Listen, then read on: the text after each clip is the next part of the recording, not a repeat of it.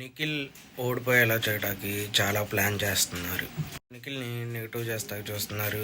ఇది నిన్నటి నుంచి జరుగుతూ ఉంది. అలాగే ఎందుకు నెగిటివ్ చేస్తున్నారు అని చూస్తే, వాళ్ళకి నచ్చిన ఒక ఫేవరెట్ కంటెస్టెంట్ గెలవాలని, ఆ కంటెస్టెంట్కి సపోర్ట్ ఎక్కువ ఉండాలని చెప్పి నిఖిల్ని కట్ చేస్తాకి చూస్తున్నారు అని బయట నుంచి చెప్తూ ఉన్నారు. నిఖిల్ గెలవకూడదని కొంతమంది అయితే చాలా గట్టిగా కంకణం కట్టుకున్నారు. అది ఎందుకో అర్థం కావట్లేదు.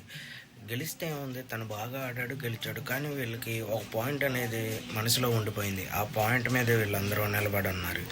మీరు ఇంకా సరే, ఇప్పుడు రేపు గెలిచి బయటకు వస్తాడు, అప్పుడు ఏం చేస్తారు మీరు? అప్పుడు ఏం చేయలేరు, యాక్సెప్ట్ చేయాల్సిందే. యాక్సెప్ట్ చేయకుండా మరి ఇంకేం చెప్తారు? దానికి ఇంకొక కొత్త రూట్ ఎత్తుక్కుంటారు.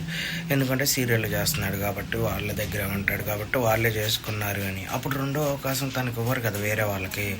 అందరినీ సమానంగానే చూస్తారు. జెన్యున్గా ఎవరు విన్ అవుతారో వాళ్ళే విన్ అయ్యారని చెప్తారు.